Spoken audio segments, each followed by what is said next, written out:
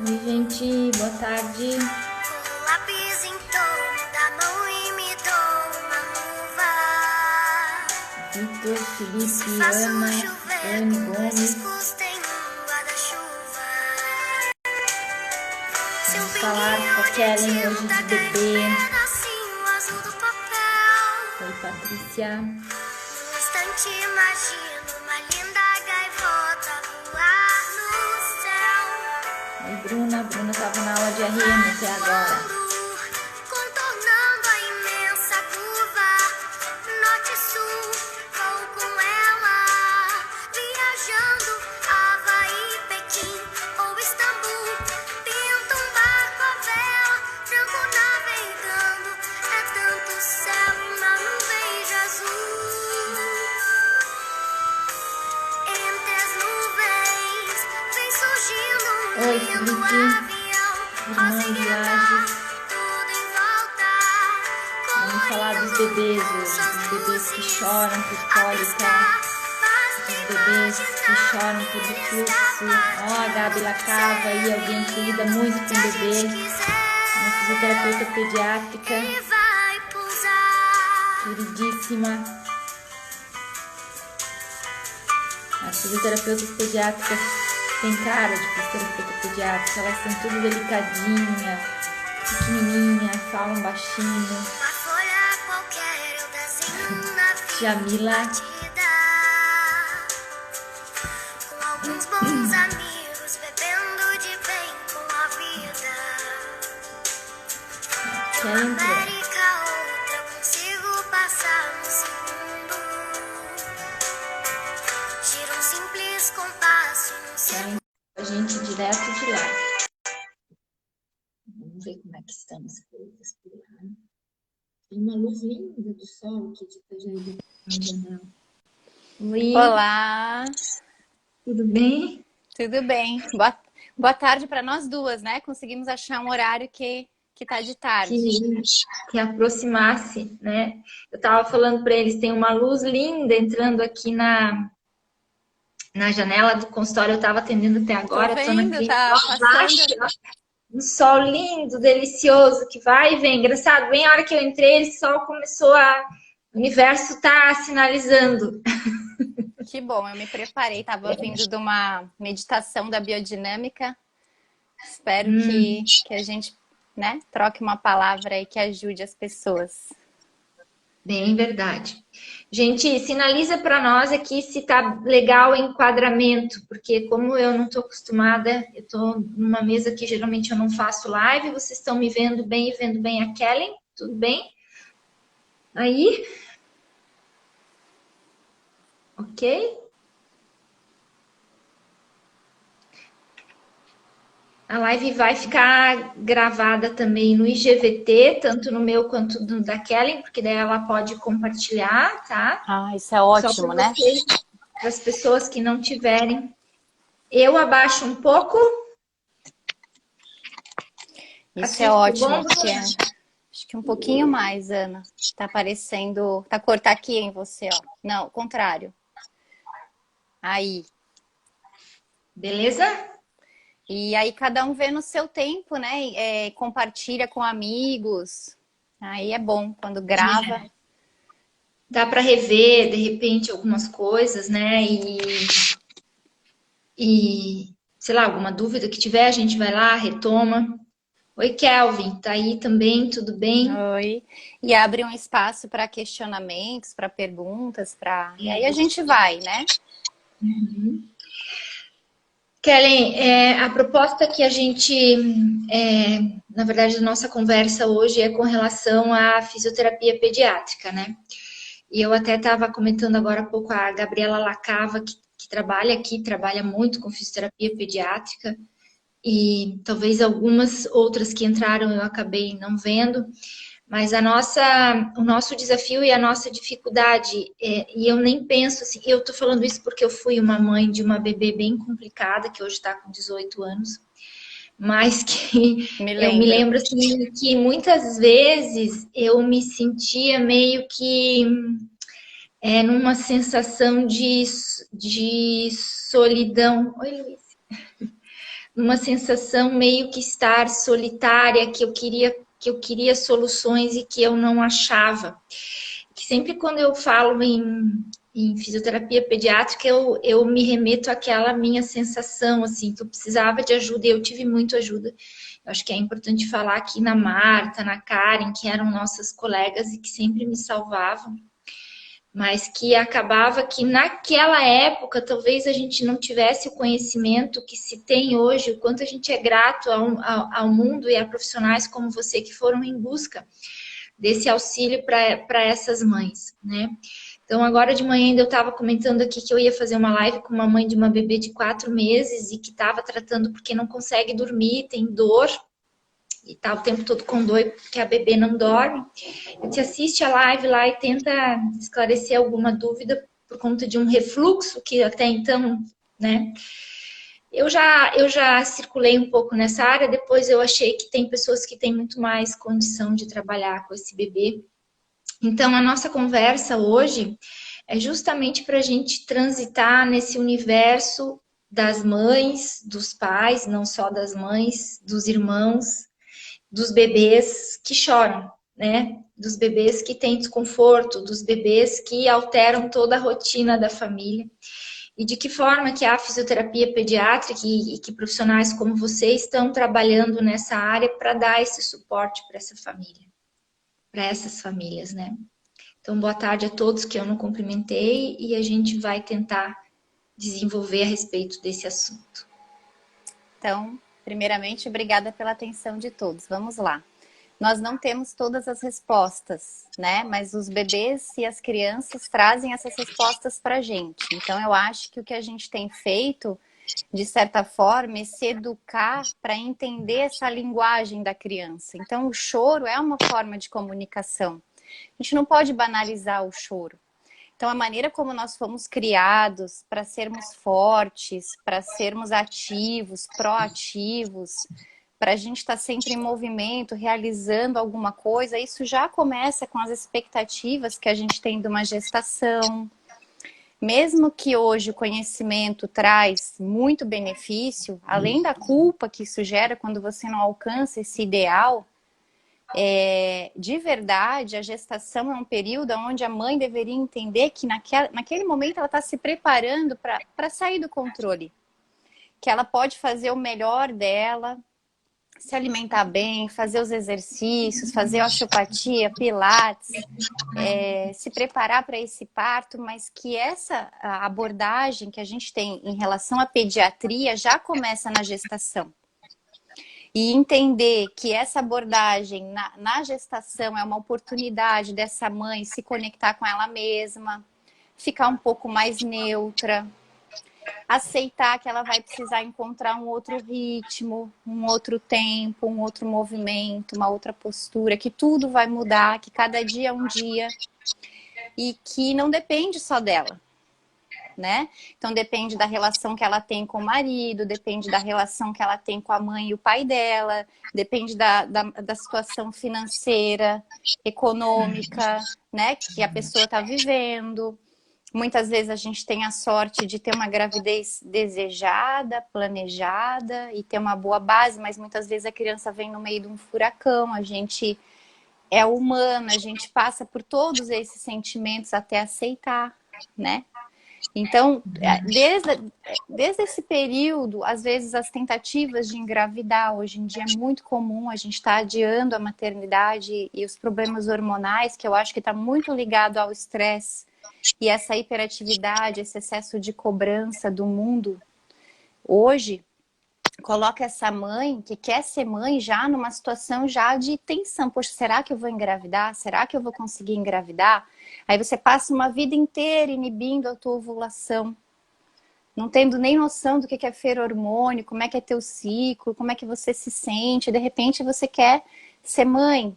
Aí teu corpo não entende muito isso, né? Porque até você passou a vida toda priorizando o teu trabalho, ser independente. Então, quando a gente escolhe ser mãe, é uma escolha que vai muito além do engravidar ou do ter um parto natural, né? Então, eu como terapeuta que atuo na pediatria hoje, eu entendo que esse é um compromisso de preparar a mãe, não é para o parto, é para a maternidade mesmo. A gente falar sobre esses sentimentos que vão permear, sobre os medos, sobre como isso vai refletir nela e na criança, não para gerar culpa, mas para a gente estar ressignificando esses padrões automáticos, que são muito reptilianos, né? Com certeza ninguém quer errar, todo mundo está tentando acertar. E às vezes esse excesso de exigência, essa busca pelo ideal que já começa no tentar engravidar, de ter a gestação perfeita, ter o parto perfeito, ter a amamentação ideal, amamentar 3 anos, se deixar a gente quer amamentar a vida inteira. Isso não vai ter fim, gente. Isso é tudo muito lindo, mas isso não condiz mais com a nossa realidade de agora. A gente precisa encontrar uma linha média. E as crianças, elas já estão vindo mostrando isso pra gente. Elas estão mostrando que elas são capazes, elas estão dando esses sinais. Então, para mim, a gente ter uma abordagem na pediatria já começa tendo esse olhar sobre o sistema, sobre a família, sobre como essa criança foi desejada, concebida, gerada, além das questões mecânicas do parto. Ah, o parto foi difícil, teve fórceps, foi para UTI, foi uma cesariana de emergência. Tudo isso é citado, mas alguém fala assim, você sentiu medo? Como você administrou esse medo? Né? Não, a gente não é psicólogo, não é isso, mas essas questões somáticas, elas vão estar presentes, vão conectar o bebê. E se eu atender o bebê, e esse bebê melhorar fisiologicamente falando, mas ele entrar em contato com esse medo da mãe, ou a culpa da mãe, ou qualquer sentimento que está ali, que está permeando, até muitas vezes instintivo, a criança vai começar a gerenciar alguns sintomas. O refluxo é um deles. Então, eu já atendi criança que tinha todas as questões fisiológicas, biomecânicas, tinha uma dificuldade no céu da boca, tinha uma dificuldade mandibular, tinha uma compressão na base do crânio, tinha uma compressão na cervical, tinha bloqueios diafragmáticos. Ok, vamos atender essa criança para que ela se reintegre e vamos liberar tudo isso. Aí a criança melhora. Aí no segundo atendimento a criança chega e a gente vê que os padrões tratados foram mantidos. Teve uma melhora, ela começou a se alimentar melhor, o refluxo melhorou, essa conexão, né, do tubo da boca até o ânus, da boca até a vagina, todo esse tubo, a maneira como a criança se reorganiza, né, durante o atendimento dessas fáscias, uma vez que esse sistema visceral ele impera, né, tentando se reorganizar na digestão, no intestino, é que essa criança se movimenta, que ela mexe as perninhas. Então, quando a mãe está presente, quando a mãe está neutra, quando ela não está lá presa no ideal, até no ego, né? A gente chama isso assim do mental, do abstrato dela, ela está ali buscando algo, ela está fora de dentro dela, né? E aí ela perde, às vezes, esse sentido de conseguir entender como o meu bebê está se desenvolvendo. Será que ele está com dor? Será que ele quer arrotar? Será que ele está ruminando porque ele tem alguma coisa voltando? Porque quando será que meu bebê tem uma cabeça torta?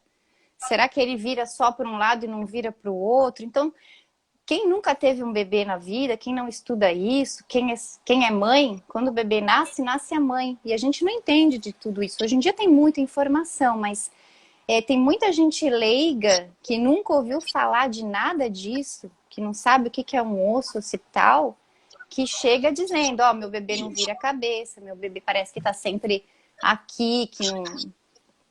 Então, essas percepções, você precisa estar presente para entender como seu bebê está se comunicando com você. Tem dor, não tem dor. Esse refluxo, nem sempre ele é aparente. Às vezes a criança vai lá e vomita, regurgita, você vai ver na língua. Às vezes não, às vezes vai e volta e aquilo vira, evolui com dor, com esofagite, né?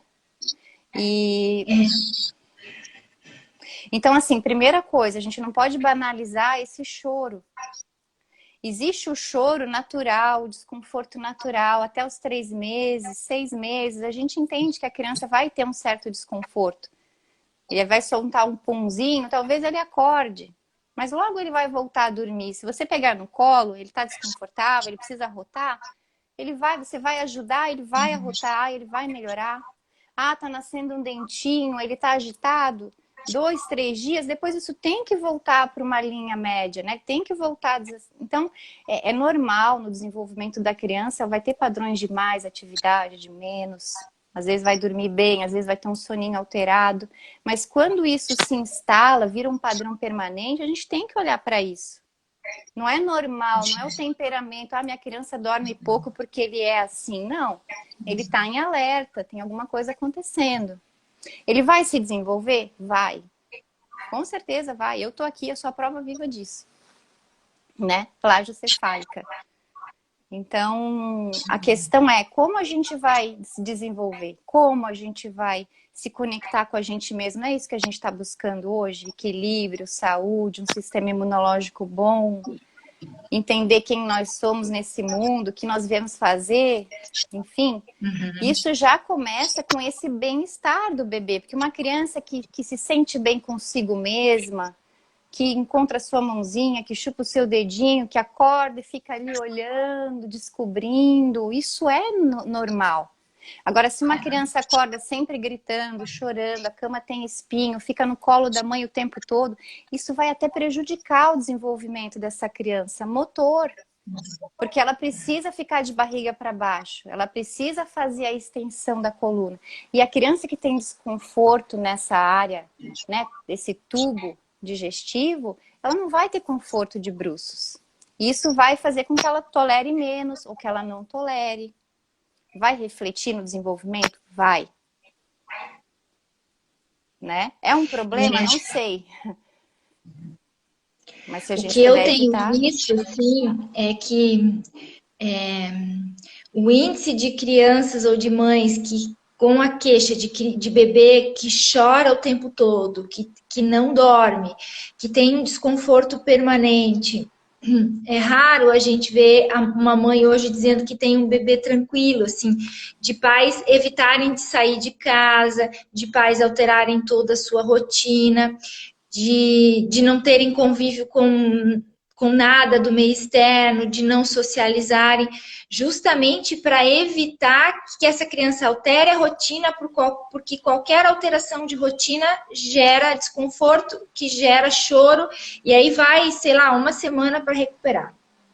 Eu tenho ouvido muito isso. E aí você começa a pisar em ovos, né? Então, como é que você vai encontrar neutralidade no meio onde você entende que não tem o que acalma essa criança? Aí ninguém dorme, né? Então, e aí são pais que vivem sob o efeito desse medo de que não vai dormir, desse medo de que não vai comer, desse medo de que vai vomitar a qualquer momento.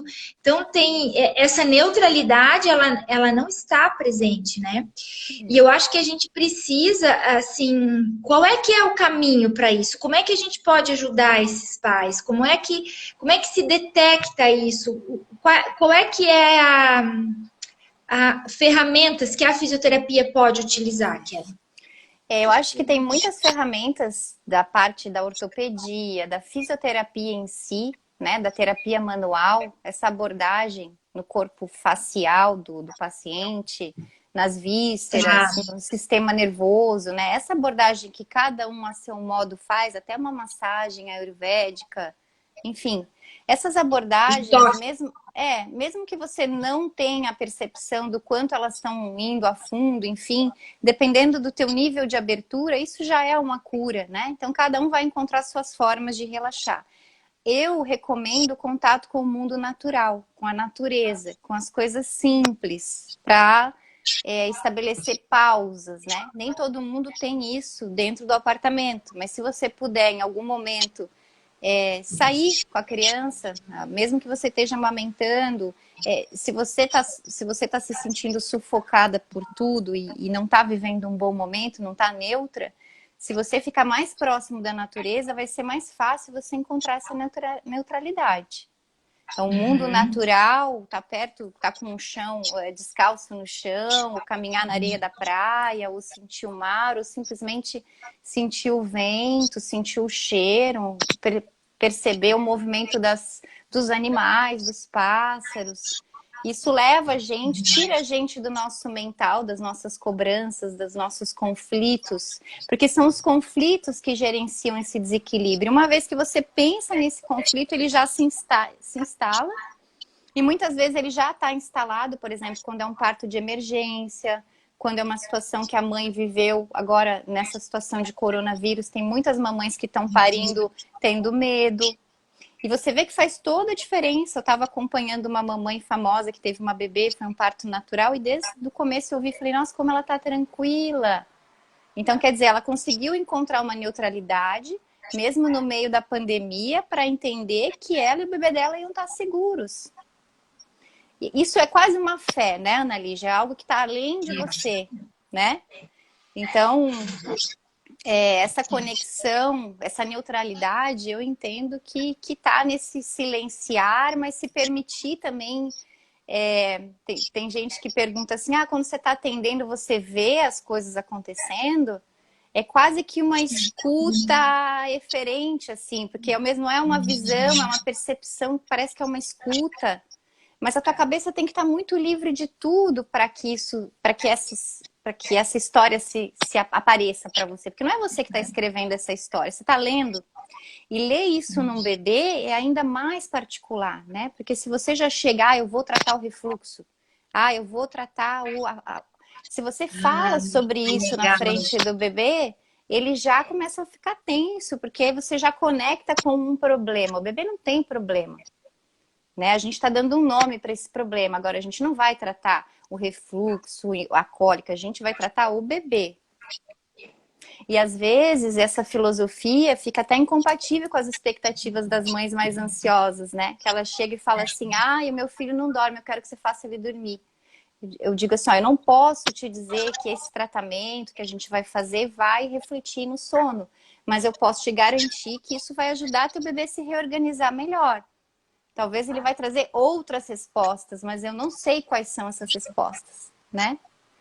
Agora, o que também ao longo da minha busca, né, além da técnica, da manualidade, da forma como a gente pode ajudar esse corpo físico a encontrar espaços, né, fazer descompressão, fazer liberação diafragmática, sentir onde é que está tenso, se o bebezinho faz todos os reflexos. Ele faz o esgrimista para um lado, ele faz para o outro, mas como ele faz? Então, uma perninha ele estica, a outra fica dobradinha. Por que fica dobradinha? Fica sempre dobradinha? Então, essas questões que são muito sutis, eu não diria que elas são normais, mas elas são comuns. Então, a gente tem que entender o que é normal. O normal é você ter saúde. O normal é o bebê chorar para comer, para ter atenção, para brincar, para se comunicar, tudo bem. Mas ele vai dormir, ele vai fazer a digestão dele, ele vai fazer xixi, ele vai fazer cocô, ele vai começar a falar mesmo quando tem 2 meses, 3 meses. Ele vai olhar no teu olho, ele vai começar a distinguir o que é um barulho do que é uma visão, né? Toda essa construção, ela começa a acontecer muito cedo e a gente não percebe isso, a gente não foi treinado, porque tem que estar muito presente para perceber como ele realiza. Né? Não é ser detalhista, não é isso. Então, muitas vezes as mães se culpam porque não percebem as coisas. Às vezes chega um bebê com a cabeça assimétrica, já com 6, 7, 8 meses, e a mãe depois vai ler e ele recebe um choque. Poxa, se eu tivesse ficado sabendo disso antes, com 3 meses, aí eu penso assim, não se culpe. Se o pediatra não percebeu, Se as pessoas que te assessoram não perceberam, então não é você não tem esse conhecimento. E muitas crianças são cabeludas também, a gente não vê assim com tanta clareza. Às vezes não apresenta nenhum sintoma, então tá tudo certo, nem toda plagiecefalia é um problema. Ou vai manifestar problemas. Existem níveis, existem crianças que têm disfunções, mas tem uma linha média na família tão boa, tem uma família com uma base tão legal, que essa família consegue lidar tão bem com essa criança, com as questões dessa criança, que isso não é um problema. Então você pode perceber que, por exemplo, uma família que tem uma criança neurológica, você encontra alegria nessa criança. Essa criança ela é muito mais feliz, muitas vezes, que uma criança que fala, que corre, que pula. Eles estão assim, né? São transparentes, são puros, são realmente, visivelmente, são seres especiais. Agora, mais especial ainda é a família que entende que esse ser é saudável. Do jeito dele, com as limitações dele, mas ele é saudável. Com certeza. E que tipo de limitação nos limita de verdade hoje, né? Agora, o que as pessoas precisam entender, voltando lá ao gancho do refluxo, é que o refluxo ele não se resolve sozinho com 6 meses. O que acontece é que a criança vai começar a ingerir alimentos sólidos, ela vai começar a se estruturar melhor sentada. Então, essa questão digestiva, ela tem tudo a ver também com os processos de alergia. As alergias, elas podem ser transitórias, mas elas estão ligadas ao sistema imunológico da criança. E quando a gente fala de sistema imunológico, em relação à alergia, isso tem tudo a ver também com o sistema familiar, com o verdadeiro self, com a conexão com a linha média verdadeira, a gente diz, né? Porque uma criança que tem um ambiente tóxico em casa, isso já é comprovado na psicossomática da criança, ela vai ter um padrão de desenvolvimento diferente. Ela vai se expressar diferente. Então, voltando lá no refluxo, muitas vezes você encontra essas questões no corpo físico da criança. Mas essa mesma criança que você já tratou 1, 2 vezes, que já estava boa, se ela presenciar uma briga entre os pais, todo o meu trabalho... Não vou dizer que todo o meu trabalho está perdido, porque fisicamente essa via não reintegra tão rápido assim. Só se isso perdurar ou se reinstalar ao longo do tempo. Mas o padrão sensorial perceptivo dessa criança reativa, então ela está com medo, ela está reagindo a algo, e isso está afetando essa via visceral dela. Por isso que a gente fala psicossomático, viscerossomático, esse sistema que a gente reage, que reflete nas vias, no diafragma com certeza, né? E aí no diafragma você já bloqueia estômago. Então, aí a primeira conversa que a gente tem com aquela família reflete mesmo o corpo físico, que me justifica essas questões desse sintoma, desse refluxo, dessa dificuldade para rotar, para mamar. Mas naquela 3ª ou 4ª sessão, nossa conversa foi totalmente diferente. A gente falou sobre como aceitar a avó no sistema, porque era a razão da briga que a menina presenciou. Então, como eu descobri isso? Né? Eu tinha atendido essa menina 1 vez, eu tinha atendido essa menina 2 vezes, eu vi ela uma 3ª vez totalmente diferente. Não tinha explicação para aquilo que eu estava percebendo nela. As coisas não estavam se relacionando. Existe uma lógica, né? A gente estuda isso.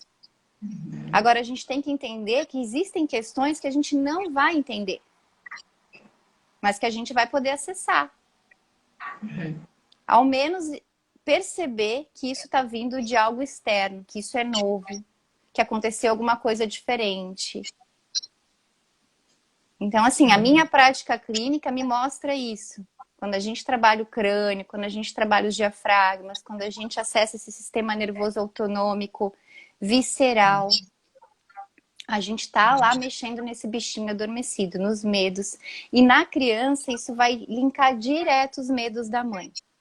Os medos do nascimento, os medos das primeiras horas de vida, as dificuldades de sucção, de amamentação e de digestão que vão perdurar ao longo da vida, Muito provavelmente, tá? Eu não posso afirmar isso, mas muito provavelmente esse bebê vai ter uma, sei lá, uma úlcera gástrica nervosa, porque essa é a via que ele encontrou para se expressar desde bebê. Então a gente precisa, isso não é um problema, nós somos todos crianças feridas, todos nós. Isso faz parte da vida, nascer já é um trauma. A gente só precisa olhar para essas coisas e lidar com isso de forma simples, natural. Falar assim, meu filho não tá legal a digestão dele, então eu vou tentar essa semana, eu não vou comer leite. Essa semana eu vou tirar o iogurte. Eu acho que eu comi tal coisa. Então, assim, vamos começar a se sentir também. Quem amamenta, o que eu tô pensando quando eu tô amamentando? Eu tô ali inteira pensando no meu amor, na minha alegria, na minha contemplação, na minha realização? Ou eu tô ali remoendo, amargurada, que meu parto, que eu me preparei, que não sei o quê. E aí, então, assim, a criança, gente, ela sente o que tá dentro da tua víscera. Né? E você você fez o seu melhor. A gente não sabe até que ponto a gente pode definir essas coisas. A gente sabe que o parto, o nascimento, a gente não pode controlar. E esse entendimento já começa na gestação. Então, o puerpério, ele pode ser um buraco negro para a mulher que não aproveitou esse tempo para desacelerar, para pensar, para sentir, para se conectar com o bebê. Então, eu sei tratar o refluxo, ótimo. Eu sei todas as técnicas, a gente pode falar sobre isso. Mas quando identificar que é o sistema que está refletindo no refluxo do bebê? Você tem que estar muito neutro e não é um julgamento. A gente está querendo muito ajudar. Importante isso. Uhum. E até como você importante. vai abordar isso para que isso não gere mais culpa, mais julgamento. Porque se essa mãe ela não está neutra, ela também vai ter dificuldade de entender. Então essa é uma conversa que nem sempre a gente tem no primeiro encontro também. Né? E que talvez muitas vezes a gente não está preparada para essa conversa, né? Porque nós também temos a nossa não neutralidade, nós também temos os nossos dias de altos e baixos. Acho que também é importante a gente se colocar aí como seres humanos que estão em constante imperfeição, né? Duas coisas me chamam a atenção: o papel do fisioterapeuta nisso, frente à mãe ou do terapeuta, e a aceitação da gente com a gente mesmo, para depois tentar ser um caminho de facilitador para essa busca da saúde da mãe e do bebê. E assim, quanto mais você se cobra nesse sentido de que você tem que fazer, que você tem que ajudar, que o bebê tem que melhorar, esse tipo de cobrança é uma cobrança do ego também e não ajuda na pediatria. Por mais que isso ajude no adulto ou não vai interferir no adulto, você vai buscar lá na tua cabeça todas as ferramentas que você já viu, que você já experimentou para lidar com uma dor no adulto. Na criança, a tua cabeça tem que estar vazia, mesmo que você tenha todo esse conhecimento. E você tem que esperar essa informação chegar para você. E ela pode ter várias formas de se expressar, então você tem que estar aberto para isso. Então, é um treino sensorial incrível lidar com a criança, porque ela não se comunica verbalmente. E o que ela fala, ainda assim, quando ela aprende a falar, ela repete. É a codificação de quem educou, de quem nomeou, de quem mostrou. Isso aqui é um copo, isso aqui é um... Isso não vem dela. O que vem dela, que é genuíno dela? É a criatividade, é a inocência, é a forma de se expressar através de um choro. E a mãe que está conectada, ela não vê um choro como um problema também. Ela vê nesse choro uma forma de linguagem também. Então ela sabe quando é fome, quando é cólica, quando é refluxo, quando quer arrotar, quando tem que virar de ladinho. Só a mãe sabe. Assim como a gente tem que ver que o outro lado, o bebê sabe tudo da sua mãe. Ela sabe, o bebê ele está conectado com o sistema límbico, mãe e bebê. Então, mesmo aquilo que a mãe nem sabe conscientemente, o bebê sabe. Porque ele sente. Mesmo que ele ainda não nomeou isso. Isso, e a mãe tem que aceitar o próprio choro. Porque muitas vezes nesse puerpério a gente chora mesmo. Mas chore de alegria, de amor, dizer, meu Deus, graças a Deus, olha só, deu tudo certo. Estamos aqui. e conecta com a saúde. Não importa o que aconteceu, como aconteceu. Esse bebê, ele tem que ter essa impressão de que a tempestade passou, de que ele conseguiu sair do buraco negro lá que era aquele útero. Ele não sabe como ele conseguiu sair conscientemente, mas se ele sentir que essa mãe tá bem, tá confiante, ele vai, não importa qual foi a dificuldade que ele viveu. E é isso que eu tô querendo dizer, vamos ressignificar, não é culpabilizar, mas é olhar para isso com outros olhos, né? O que é ideal e o que é real. A gente tem que aceitar. A criança, ela vai se expressar todos os dias, ninguém vai poder controlar. E quem não entender isso vai brigar com esses sintomas. São sinais e sintomas. Então, muitas vezes a gente atende a família, a gente atende a criança, mas dá um jeitinho de chegar na mãe, nem que seja através de uma conversa. Tá. Eu ia te perguntar isso, como é que tu estabelece essa conexão? É primeiro com a mãe e com a família, depois é pelo toque com a criança, é pelo brinquedo com a criança, como é que você estabelece esse movimento de conexão? Como é que se Eu dá? digo que o agendamento, ele já começa, o atendimento já começa com o agendamento, porque quem tem controle da sua agenda já entende. No agendamento já começa a perceber esse campo da mãe ou da família. Nesse modelo que eu estou fazendo hoje, eu estou achando ótimo, porque eu estou fazendo as avaliações numa plataforma digital que eu chamo de anamnese. Então, eu converso com a mãe na presença do bebê e do pai, ou às vezes esse bebê está dormindo, mas eu encorajo essa mãe que fique em casa e que essa é uma conversa de adulto, não é uma conversa que o bebê precisa presenciar. Porque muitas vezes a gente vai falar desses medos. E um conflito que eu tinha era como que eu vou fazer todas essas perguntas se o bebê está aqui ouvindo. Se o bebê está junto. Isso me limitava muito. Então eu também ficava depois no WhatsApp tentando colher mais informações, porque as coisas eu sou muito sensorial e quem estuda osteopatia e com a biodinâmica vai ficando mais, né? Sensorial. Então, muito. Então, e é importante a gente ter essa neutralidade, quem já tem essa sensibilidade, para não pegar para si também. Então, aterrar é fundamental. E quando você não tem tanta intenção, você fica num lugar mais confortável também, onde você não é o centro do problema, né? Ou da não resolução. Então, por isso a gente não coloca a culpa na não solução da fisioterapia e nem no sistema. O que a gente faz é esclarecer. Ó, existem várias coisas acontecendo aqui. Tem isso no campo físico e eu percebi isso que vocês vivenciaram algumas questões. Na anamnese a gente acessa esses medos. Você pergunta como a mãe tentou engravidar, se ela teve abortos prévios, se teve alguma intercorrência na gestação, como que foi o primeiro, segundo, terceiro trimestre, o parto, como foi a amamentação, tudo isso já né? Então a mãe ela tem esse tempo para conversar sobre tudo isso. E isso já sinaliza algumas indicações de abordagem para a gente ressignificar essa questão que seria, vamos dizer assim, psicossomática, sensorial, que afetam o campo do bebê. Precisa resolver? Precisa. A gente teve um parto muito difícil e isso fica. Eu vou dar um exemplo. Eu atendi a uma bebê em casa, tinha sido um parto difícil, uma cesariana de emergência, e eu fiz o atendimento da bebê toda, ela estava com refluxo. A gente descomprimiu, trabalhamos os diafragmas. Como osteopata, eu tratei o crânio, é importante dizer isso, fisioterapeuta não está apto para tratar o crânio dos bebês. A gente vai estar falando de algumas manobras que vão ajudar no nível dos diafragmas, tudo que reflete o corpo facial, né? Músculo esquelético, não podemos falar ainda de esqueleto com esse bebê, mas desse ponto de vista biomecânico nós vamos estar falando. Investimentos deles.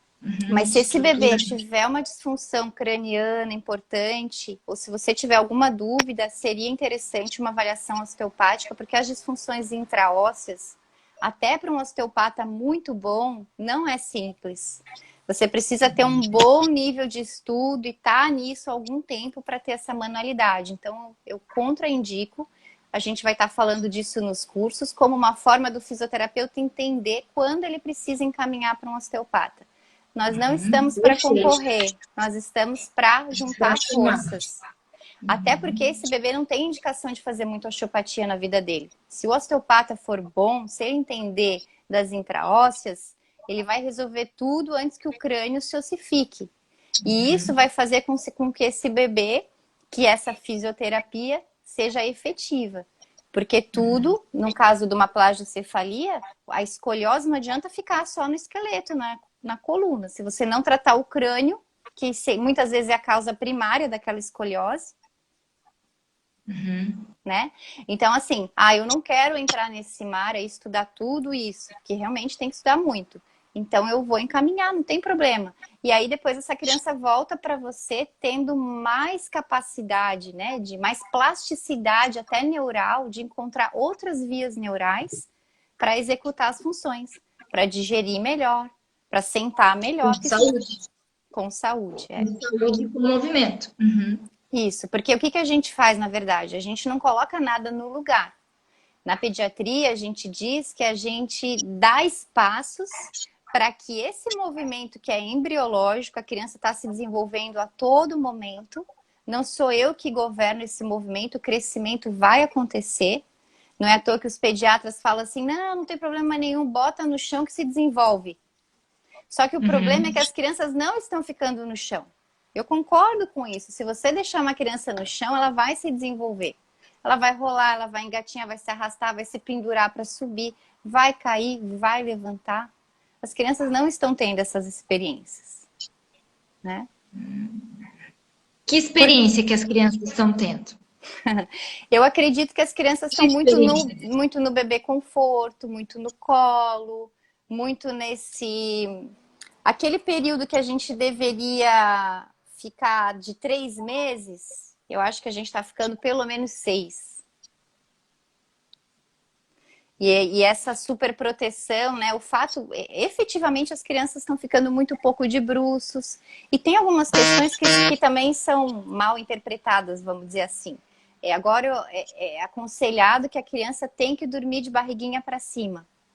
Por quê? Porque existe o risco da morte súbita. Mesmo que esse bebê não é mais um recém-nascido, ele tem a apneia do sono. E aí pode acontecer desse bebê dormindo, virar de bruços, ter apneia e não ter o reflexo de voltar a respirar. E morre. Então, como a gente não sabe muito bem como isso acontece, né? Muitas vezes pode ser o regurgitar. Tem bebê que morre afogado de refluxo oculto. Que a mãe nunca viu o leite voltar, ele dorme de barriguinha para cima e ele se afoga, né? Então, essas questões têm colocado os bebês muito de barriguinha para cima. E eu acho que queria quando tem o diagnóstico do refluxo, eles orientam a inclinação ou um travesseirinho, mas muitas vezes esse refluxo não aparece. O bebê só chora e a mãe não sabe o que está acontecendo. Aí vai evoluindo. Ele chora, ele empurra a mãe na hora de mamar, ele pega o bico e puxa, ele joga a coluna dele todo para trás. Um bebê até 3 meses, ele não faz esse movimento, a menos que ele tenha desconforto. Um bebê até 3 meses, o conforto dele é hipotonia e fechamento. Ele tem que ter conforto. A gente percebe isso na hora de dar banho. Quando o bebê fica redondinho na nossa mão, a gente consegue lavar as costinhas. Tem criança que não aceita. Então, essas questões de desconforto, de restrição de mobilidade, merecem uma atenção. Às vezes o bebê não tem um refluxo, mas ele não come bem, a introdução alimentar não é legal. A criança tem 1, 2 aninhos, não se alimenta bem, não tem uma boa relação com a comida. Às vezes a criança já tem um padrão que está no diafragma, por exemplo. É sutil, mas ela não se sente bem, comer não é prazeroso. Então, essas percepções já vêm de quando a gente é muito pequeno. Claro que a gente não vai acessar isso de forma consciente, né? Mas é real. Olha lá, ó. Me visita. Pois é. Oi, Sofia. Tudo bem? Oi, e aí, Sofia, como é que estão as coisas por aí? Tá tudo bem? Ela perguntou. Oi, tudo bem? Como você tá? Já começou a escola?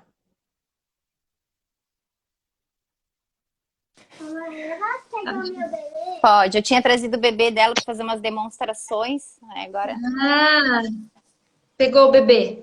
Da próxima eu pego o crânio, que é bem legal de mostrar como o crânio do bebê é dividido em partes, para as pessoas entenderem o que a gente faz enquanto osteopatas. Mas como hoje o tema era Tá. fisioterapia, eu queria falar dessa visão integrativa, da gente ter esse olhar que eu falei que começa já na... Tem a anamnese, mas tem a maneira como a família chega, como a família espera você na recepção, até como eles fazem contato pelo telefone. E essa questão, quem puder, né? Essa ideia da avaliação virtual, eu tô achando bárbara, porque aí você consegue perceber muita coisa, não é um julgamento. A gente é treinado para perceber as coisas e não dá para banalizar, né? Então, eu tive 3 abortos antes. É natural que você tenha medo de perder seu próximo bebê. É humano isso. Se você tiver um sangramento, então, nossa, você vai ficar com muito medo. Eu não estou banalizando medo, não estou dizendo que não pode ter medo, não é isso. Absolutamente. Mas como eu posso ressignificar esse medo para o meu bebê ficar tranquilo de que passou, tá tudo bem, agora tá tudo bem. Senão a gente fica ruminando coisas que não ajudam, entende? Então, Só atrapalha. se você não conseguir sozinho silenciar sua mente e conectar com esse amor, com essa saúde, é quase que um agradecimento, assim, porque depois que a gente tem um bebê, mesmo que você sabe, com dificuldade, vai para cirurgia, tem o pós-operatório, a gente só faz agradecer, né, Ana? Porque se a gente ficar apegado às coisas difíceis, todo mundo tem dias difíceis, todo mundo que tem filho já passou uma noite com febre. E assim, a Sofia... Eu vivenciei uma experiência bem legal que eu acho que vale a pena compartilhar, né? A minha filha está com 18 e meu filho com 20 anos. E ela nasceu, ela teve uma série de questões, dentre elas um refluxo que era uma coisa... E ela chorava de noite e dia sem parar, né? E aí o João Vitor, que hoje tem 20 anos, diz assim: eu não suporto ouvir criança chorando. Olha só. Eu tenho um mal-estar, eu tenho uma coisa ruim, eu não consigo me controlar. É lógico, porque ele cresceu, então assim, foi tirado totalmente da rotina dele com uma irmã que chorava muito e que ele teve que abrir mão de muita coisa por conta dessa questão. E tá tudo certo, é a história dele, é o processo dele, é a nossa história familiar. Mas quando as famílias não reagem muito bem com relação a isso, e eu durante muito tempo não reagi, eu precisei de ajuda, eu fui muito ajudada, né? Pela questão de profissão, pela questão de que eu fui atrás de mim comigo mesma, porque eu precisava muitas vezes, e por isso que eu acho que eu sou tão solidária a essas mães. E eu entendo muito essas mães, porque eu já tive no lugar delas. Eu acho que isso é muito importante também. A gente olhar para elas e dizer assim, ó, vai passar, e as coisas vão ficar melhores, e as coisas vão se resolver, né?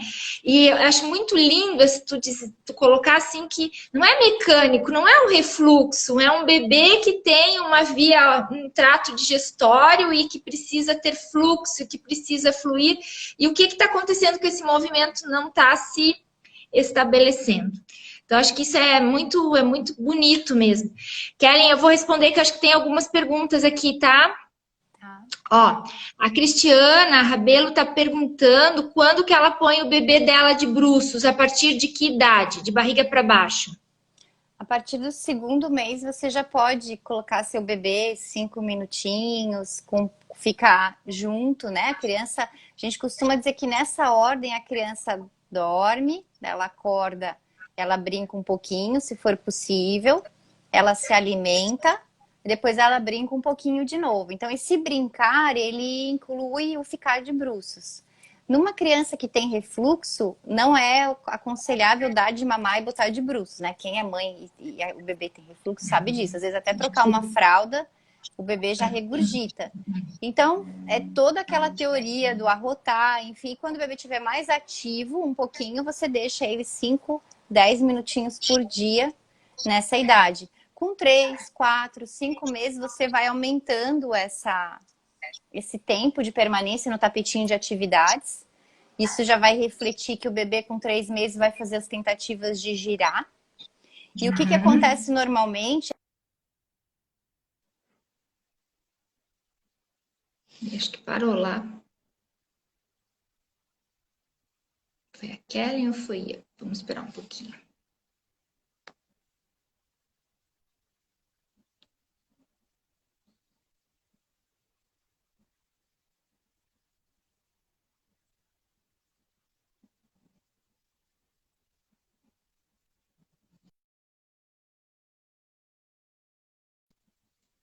internet aqui tá ok. A Kelly está entrando de novo, tá, gente? Deixa eu ver aqui se tem mais algumas perguntas.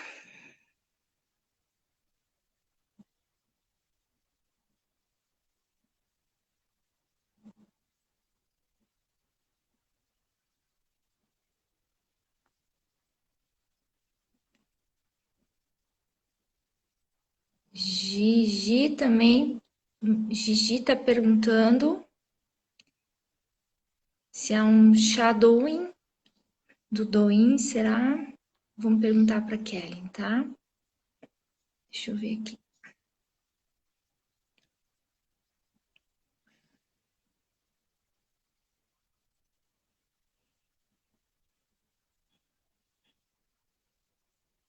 Acho que ela tá com problema na internet dela lá. Entrou aqui, vamos entrar novamente.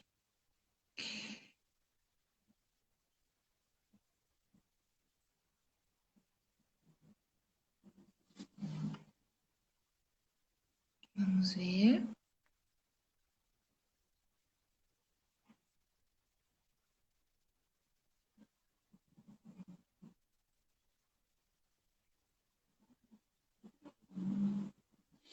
Estamos aguardando a entrada da Kelly, novamente. Voltei, Oi. desculpa, gente. O celular superaqueceu, você acredita? Nunca vi disso. É? Deixa eu só ver o que ela está perguntando aqui. Onde é que ela está? Tem bastante Esse comentário. sombreamento que a Kelly faz em relação ao desenvolvimento do bebê. A Gigi está perguntando sobre um sombreamento que você faz em relação ao desenvolvimento do bebê. Acho que ela perguntou sobre os reflexos primitivos, né? Acho que provavelmente sim. A gente já falou sobre isso. A Gi é psicóloga, ela entende muito bem sobre como a gente fez algumas lives também sobre o desenvolvimento dessas percepções no bebê. E a gente avalia, enquanto fisioterapeuta, a gente pode... a gente pode... É aquela fala ali, agir ao fundo é não interferir nessa descoberta, permitir que a criança se torne criativa. Porque às vezes a gente se estimula a que fique de bruços, a que role, ou que brinque, ou enfim. E a gente não pode esquecer dessa neutralidade e agir ao fundo, né? Tá, ok. E como o bebê realiza isso, você observa. Se você perceber que tem alguma alteração, você busca ajuda, né? Busca uma avaliação, conversa com o teu pediatra, vê algum osteopata. A partir daí, avalia a necessidade de manter uma fisioterapia, que é super lúdica, que é uma forma, muitas vezes, de engajar a criança no gosto por uma atividade, né? Para coordenar melhor os movimentos, trabalhar seus níveis de ansiedade, de concentração. Tá tudo, né? A gente não pode separar as coisas, então. E essa questão que você comentou até da tua bebê, e eu também tive com a Sofia, as questões são transitórias. E muitas vezes, quando a gente tem esse entendimento, né? O que essa criança está querendo me dizer? Então, mesmo que a gente tenha a questão da fisiologia, as explicações baseadas na ciência, sempre vai estar linkada com uma experiência de vida que a família está passando. E por que a família está passando por isso? Só eles vão poder... O que a família está experienciando, cada né? Cada um a seu tempo, né?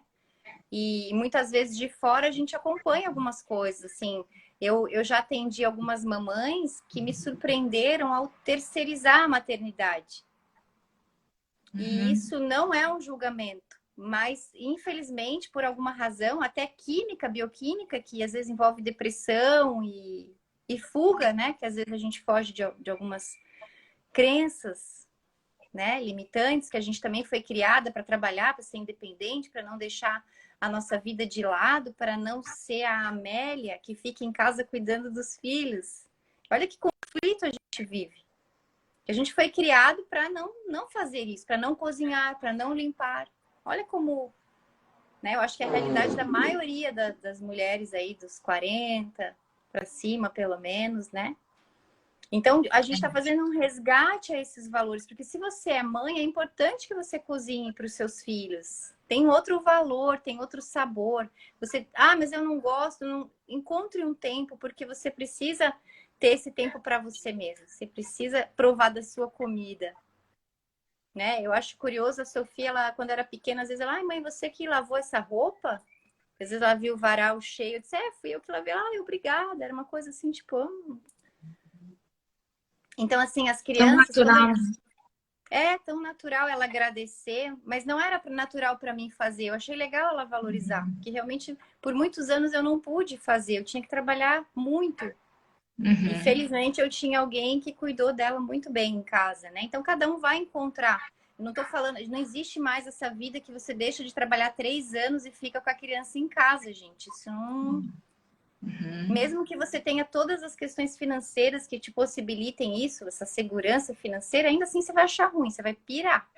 Vai cansar. Você vai achar ruim que o teu marido tá na rua e que você tá em casa. Entendeu? Porque a gente distorce as coisas quando a gente não tá bem com a gente. Então, acho que ter consciência disso quando o teu bebê tem um refluxo, tem uma cólica. É muito difícil quando a gente é mãe de primeira viagem, quando a gente tem um sistema de crenças que não condiz com a realidade, porque mesmo que você tenha suas crenças, cada dia é um dia quando você tem um bebê. Você vê, a gente está aqui fazendo a live, a Sofia entrou, eu não posso prever isso. Não. Que bom que ela entrou, né? É vida real. Que bom que ela entrou, né? E aí segue o fluxo. Então, sair do controle é... É isso. E às vezes até a gente trata o bebê e a mãe fica naquela expectativa da melhora. A expectativa também não é boa. Dê espaço. A expectativa bloqueia o fluxo, né? Faz o fluxo se lentificar. Deixa que vá. Gente, a nossa live está quase se encerrando, tá? O Instagram, eu tenho sempre, acho muito, assim, não gosto de finalizar com ele me cortando. A Kellen vai estar com a gente aqui em Santa Catarina, 30 e 31 de outubro e 1º de novembro, tá? Para falar a respeito, um dos temas é a fisioterapia pediátrica, né? E com um viés da osteopatia e de toda essa vivência da Kellen. E depois ela emenda um segundo curso, dia 2 e 3 de novembro, também agora de 2020, a respeito do desenvolvimento sensorial da criança e do bebê. E aí, nesse segundo curso, ele vai ser aberto para profissionais que não sejam fisioterapeutas. O primeiro da fisioterapia pediátrica sim, Gabi, eu acho que você vai estar em um desses cursos, né? Você e a tua turma. E esse primeiro da fisioterapia pediátrica, ele é para fisioterapeutas. O segundo, que é 2 e 3 de novembro, é para profissionais que lidam com bebês, né? Acho que isso sempre foi uma proposta e uma vontade da Kellen que acontecesse. E todas as informações a respeito do curso da Kellen, eu vou deixar aqui nesse site para vocês. Vou até digitar aqui, tá, gente? www.clinica... Oi, Sofia, tu tá de fantasia? .com.br clinicaloren.com.br. Tá aqui, tá, gente?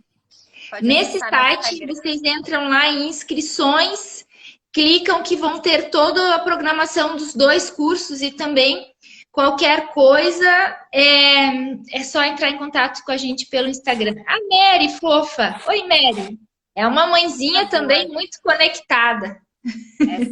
Essa é a mãe terra, né, amiga? Essa é uma mãe terra. Uma mãe neutra, com a bebê linda, enorme, enquanto que ela na brava. Ei, dona Sofia. Já tá obrigada, Bruna. Essa é a nossa missão, tá? Tá bom. Qualquer coisa, a gente está à disposição. Sofia, pela já está... Sempre. Muita gratidão de aprender contigo, tá, Kellen? Imagina, eu que agradeço a atenção. Beijo. Até a próxima. Tchau. Tchau. Tchau. Tchau, Sofia! Tchau, tchau. Beijo.